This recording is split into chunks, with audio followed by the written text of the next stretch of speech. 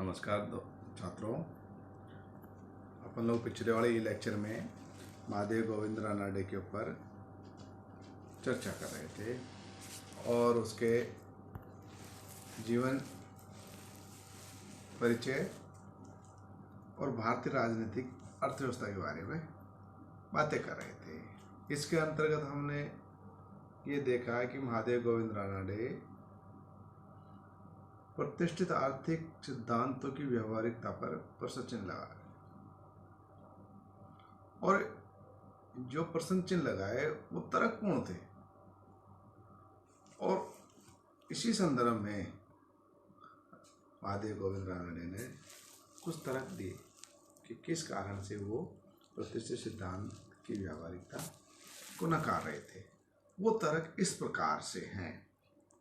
Number 1, प्रतिष्ठित विचारधारा पर आधारित अर्थव्यवस्था का आधार वे मान्यताएं थी जिन्हें सर्वव्यापक रूप से प्रयोग में नहीं लाया जा सकता। वस्तुतः इंग्लैंड की विशेष परिस्थितियां ही उनके जन्म के लिए उत्तरदायी थी, अन्यथा वे किसी भी समाज के अनुरूप कभी भी नहीं थी। हमारे जैसे आर्थिक दृष्टि से पिछड़े हुए देश के संदर्भ में तो बिल्कुल भी नहीं। हमारे देश में प्रतियोगिता को कोई स्थान नहीं। हमारा देश परंपरागत रूढ़िवादी है। नंबर 2, ब्रिटेन तथा अन्य देशों में समकालीन आर्थिक व्यवहार प्रतिष्ठित विचारधारा की पुष्टि नहीं करता है। नंबर 3, प्रतिष्ठित विचारधारा स्थैतिक आर्थिक परिस्थितियों का ही विश्लेषण करने में सक्षम थी। वे गतिशील आर्थिक विकास की व्याख्या करने में असमर्थ थी। नंबर 4, हमारे देश में एक औसत व्यक्ति प्रतिष्ठित विचारधारा के अंतर्गत वर्णित आर्थिक व्यक्ति की तुलना में एकदम विपरीत है। व्यक्ति की तुलना में परिवार व जाति का अधिक महत्व है। परिवार व जाति की व्यक्ति की प्रतिष्ठा को निर्धारित करती है। नेक्स्ट है 5वां नंबर, हमारे यहाँ धन प्राप्ति ही एकमात्र आदर्श व लक्ष्य नहीं है और ना ही धन लक्ष्य प्राप्ति का माध्यम है। अतः प्रतिष्ठित विचारधारा की व्यवहारिक महत्ता यहाँ नहीं रह सकती। नंबर 6, हमारे देश में आर्थिक जीवन में प्रतियोगिता का कोई महत्व नहीं है। यहाँ तो रीति रिवाज व सरकारी नियमों की ही प्रतिष्ठा है।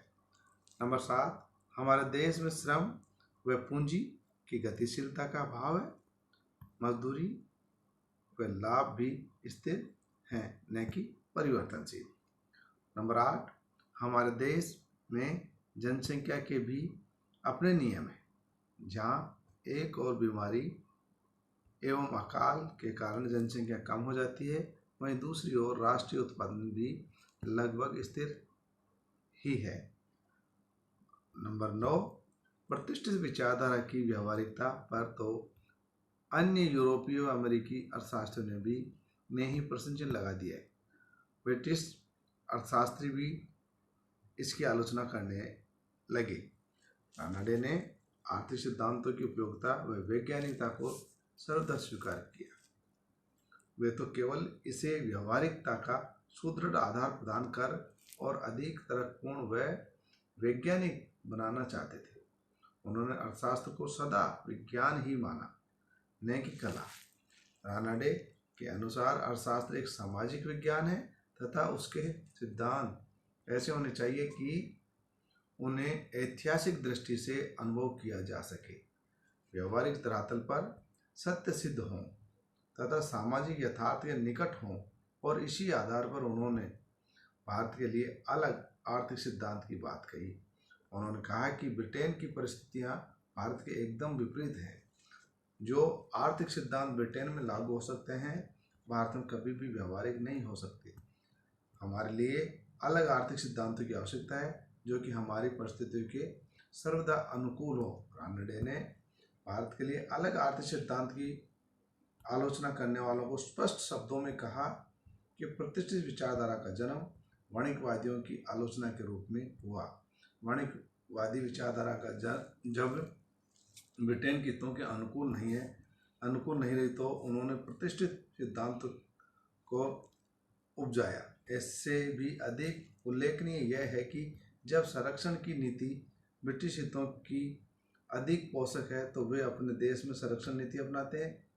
वह भारत के लिए प्रतिष्ठित सिद्धांत अनुसार मुक्त व्यापार नीति को श्रेष्ठ सिद्ध करते हैं। अतः भारत के लिए अलग आर्थिक सिद्धांत सर्वदा अपरिहार्य है। इस तरह से हम कह सकते हैं कि रानाडे ने प्रतिष्ठित सिद्धांतों की व्यावहारिकता पर प्रश्न चिन्ह लगाया और अपने प्रभावशाली तर्कों से यह सिद्ध करने का प्रयास किया कि ब्रिटेन की परिस्थितियों में जो नियम सिद्धांत लागू होते हैं वो हमारे यहाँ नहीं लागू हो सकते। इस तरह आगे उन्होंने अर्थशास्त्र के अध्ययन की आगमन प्रणाली पर बल दिया। हम जानते हैं कि अर्थशास्त्र के अध्ययन की दो विधियां हैं, एक निगमन प्रणाली, दूसरी आगमन प्रणाली। निगमन प्रणाली परंपरावादी और प्रतिष्ठित अर्थशास्त्र ने इस प्रणाली को अपनाया। यह निगमन प्रणाली कुछ आधारभूत मान्यताओं अथवा स्वयं सिद्ध तथ्यों से है जो सत्यापन की तार्किक प्रविधियों द्वारा अन्य रीतियों द्वारा प्राप्त हुए हैं निष्कर्षों को निगमन करती है। इस प्रणाली में हम सामान्य तर्क के आधार पर किसी तथ्य विशेष का अध्ययन करते हैं। और दूसरी आगमन प्रणाली का विकास जर्मन इतिहासवादी संप्रदाय के अर्थशास्त्रियों द्वारा निगमन प्रणाली के विरुद्ध प्रतिक्रिया स्वरूप हुआ था। आगमन रीति या प्रणाली, जिसे ऐतिहासिक रीति भी कहते हैं, के अंतर्गत निष्कर्ष प्राप्त करने के पूर्व तथ्यों की जांच की जाती है। यह प्रणाली वास्तविक ठोस ऐतिहासिक अथवा संकलित सामग्री के अध्ययन से प्रारंभ होती है और इन तथ्यों तथा सामग्री के अध्ययन के आधार पर सामान्यीकरण प्राप्त करती है। महादेव गोविंद रानाडे ने अर्थशास्त्र के अध्ययन की नियमगमन प्रणाली की आलोचना की। उन्होंने कहा कि अर्थशास्त्र के नियम स्वयं सिद्ध तथ्यों पर आधारित नहीं होने चाहिए। रानाडे अर्थशास्त्र के अध्ययन की आगमन प्रणाली के पक्ष में थे। उनके अनुसार अतीत काल को दृष्टिगत रखकर ही भविष्य के लिए निष्कर्ष निकाले जाने चाहिए। इस ऐतिहासिक विधि द्वारा ही भारतीय अर्थशास्त्र का समुचित अध्ययन किया जा सकता है। इस तरह से हम कह सकते हैं कि महादेव गोविंद रानाडे ने अर्थशास्त्र की जो अध्ययन की विधियों के बारे में चर्चा की।